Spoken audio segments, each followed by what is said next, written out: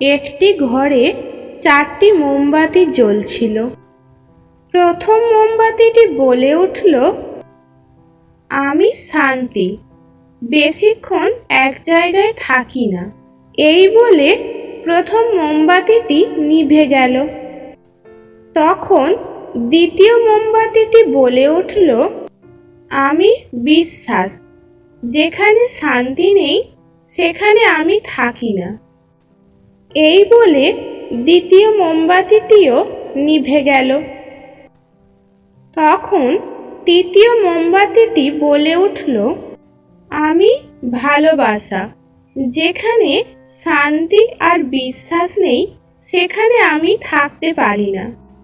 এই বলে তৃতীয় মোমবাতিটিও নিভে গেল।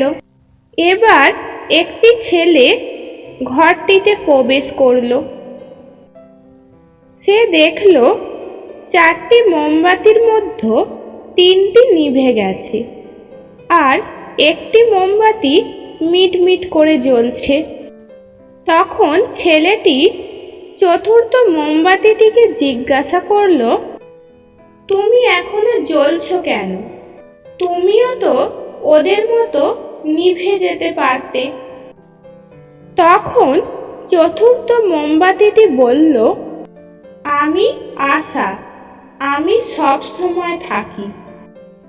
এখন তুমি যদি চাও তাহলে আমাকে দিয়ে ওদের 3জনকেও ফিরিয়ে আনতে পারো, অর্থাৎ শান্তি, বিশ্বাস আর ভালোবাসাকে তুমি আবার ফিরিয়ে আনতে পারো।